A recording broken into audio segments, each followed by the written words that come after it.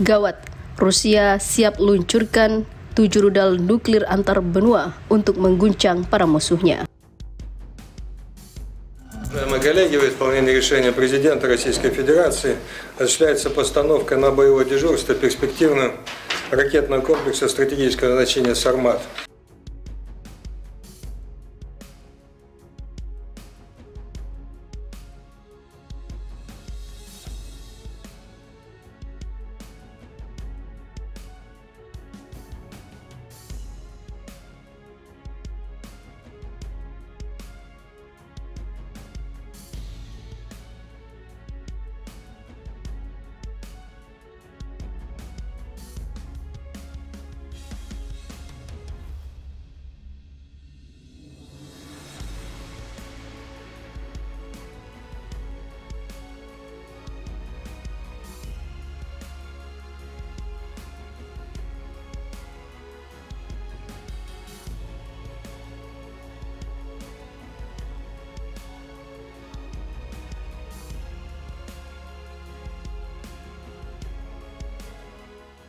Di tengah konflik bersenjata di Ukraina yang belum menemui titik akhir, militer Rusia menyiagakan pasukan rudal strategis untuk menembakkan lebih dari setengah lusin rudal balistik antar benua.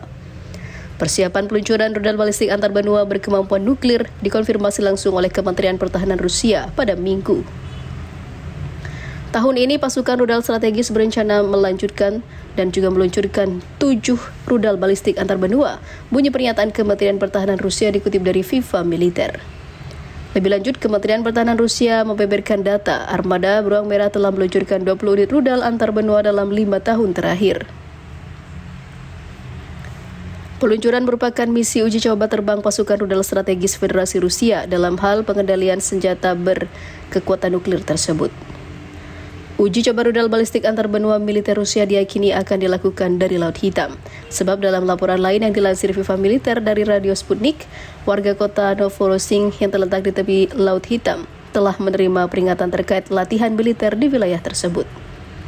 Di sisi lain, pasukan rudal strategis Federasi Rusia juga telah menyelesaikan pelengkapan ulang sistem rudal berbasis darat. Unit militer Rusia ini telah mengganti rudal balistik antar benua RT-2PM Topol M ke rudal RS-24 Yars yang memiliki daya ledak dan jangkauan lebih tinggi. Perlengkapan kembali kelompok bergerak pasukan rudal strategis telah diselesaikan, lanjut pernyataan Kementerian Pertahanan Rusia. Dengan melengkapi kembali resimen rudal terakhir, formasi rudal Bologovsky di wilayah Tver dari Topol PGRK hingga Yars, kata kementerian tersebut.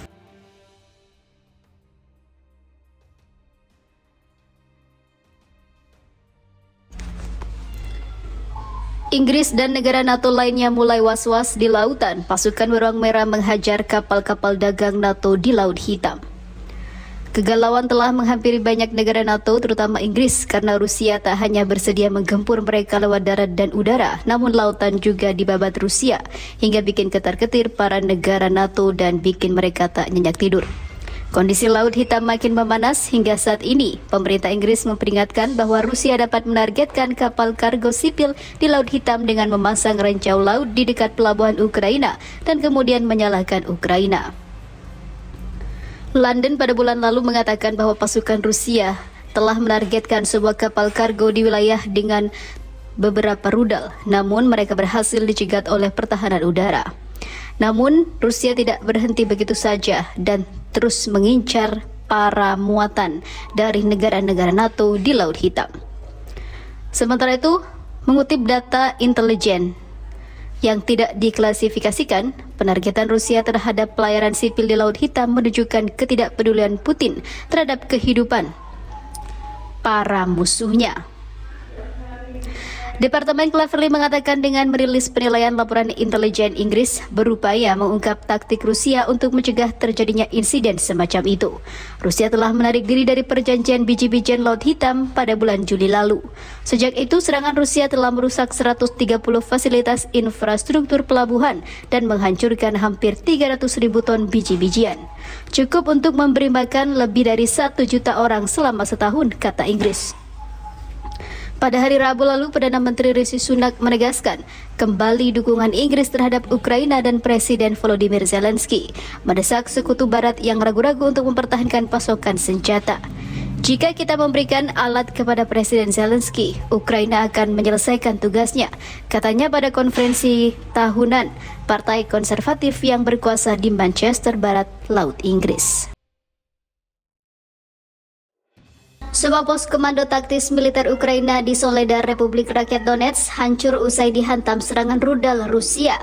Pasukan Dirgantara Rusia sebelumnya telah melancarkan serangan udara besar-besaran di front timur, termasuk di daerah Soledar itu.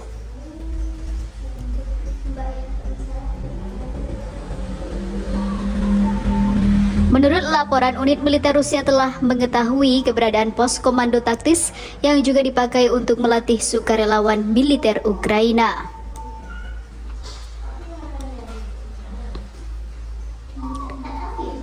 Pada saat Ketua Republik Rakyat Donetsk Yan Gagin mengatakan bahwa serangan militer Ukraina didahului dengan informasi intelijen.